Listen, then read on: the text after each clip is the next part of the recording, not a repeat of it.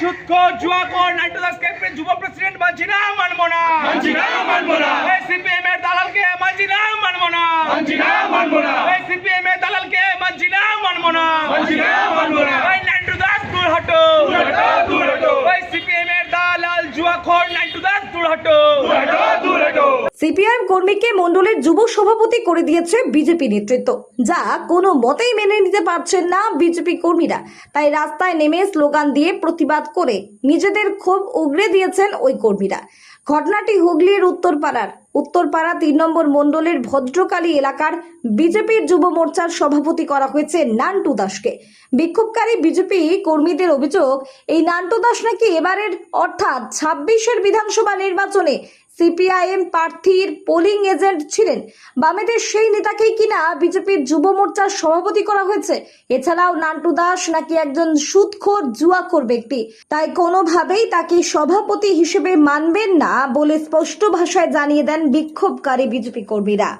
আপনাদের বিক্ষোভ হচ্ছে আজকে বিক্ষোভ হয়েছে যারা দীর্ঘদিন দিয়ে দল করছে, যারা দীর্ঘদিন দিয়ে কর্মী হয়ে বিজেপির জন্য কাজ করেছে, ওদেরকে কিছু দালালরা আমাদের বিজেপিতে এসে 4 তারিখের পর দালালি করে আমাদেরকে সরানোর চেষ্টা করেছে।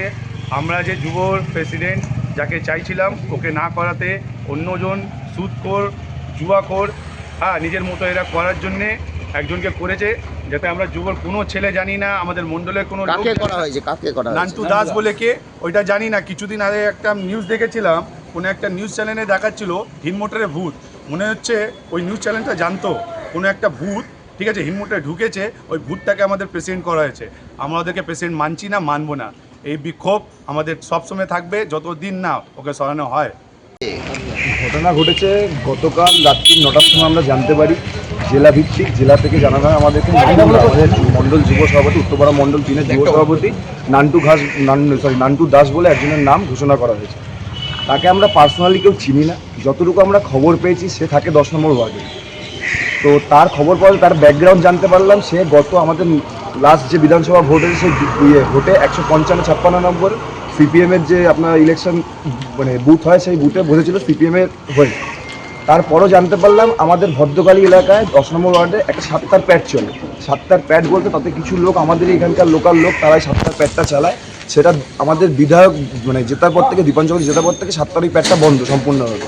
তো এখন ওরা পাড়া থেকে ওই 7টার প্যাডের লোকরা চাইছে জেলাকে কিছু পয়সা খাইয়ে অথবা কোনো রকম সোর্স নিজেদের ক্ষমতা দেখিয়ে জোর জবরদস্তি নান্টু দাসকে বসিয়েছেন। নান্টু দাসের কোনো, আমাদের 2022-এর পৌরসভা ভোট বলুন, 2024-এর লোকসভা ভোট বলুন, 2026-এর বিধানসভা ভোট বলুন, নান্টু দাসের কোনো এখতিয়ার বা আমাদের কোনো, উনি যে কোনো কাজ করেছে বা দলের হয়ে কোনো কাজ করেছে বা আমাদের যুব মোর্চার হয়ে কোনো কাজ করেছে বা যুব মোর্চার কোনো মিটিংয়ে অ্যাটেন্ড করেছে, কোনোদিন আমরা তাকে দেখিনি। আমরা যুব মোর্চার এত ছেলে আছি আমাদের উত্তরপাড়া মণ্ডল 3-এ, কেউ কোনোদিন তাকে দেখিনি।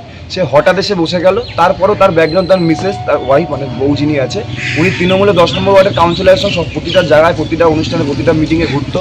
ইনক্লুডিং দিলীপ যাদবের সঙ্গে ছবি তার ফেসবুক প্রোফাইল পেজে এখনও আপলোড করা আছে, সেগুলো আমাদের কাছে স্ক্রিনশট নেওয়া আছে। তো আমরা মানবো কেন? আমরা এতদিন ধরে, দীর্ঘদিন ধরে পার্টির জন্য লড়াই করে নিজেদের জীবন বিপন্ন করে দলকে আমরা আজকে ক্ষমতায় এনেছি সাধারণ মানুষের ভালোর জন্য। এরা যদি বিগত দিনে মণ্ডল আমাদের যুব মোর্চার সভাপতি হয়ে আসে, তো কী করবে? তোলাবাজি করবে, জুয়া 7টার আবার ঠেক চালাবে, 7টার প্যাডটা আবার চালু করবে। আর যারা 7টার প্যাড চালু করতো তাদেরকে আমি হুঁশিয়ারি করছি, আপনারা যতই চেষ্টা করুন, আপনাদের ক্ষমতা যত দূর আছে, আপনারা যেভাবে ইচ্ছে চেষ্টা করুন, যদি আপনারা পারেন আপনারা এটা বজায় রাখুন। জেলা সভাপতিকে আমরা জ্বালিয়েছি। জেলা সভাপতি উনি বলছে আমার কোনো দায় নেই। আমাদের যুব মোর্চার যে সভাপতি আছে শুভ গড়ুই, ওনাকে ওনার উপর দায় দিয়ে দিচ্ছে। ওনাকে ফোন করছে, আমরা ফোন পাচ্ছি না, সকাল থেকে ফোন অফ ছিল।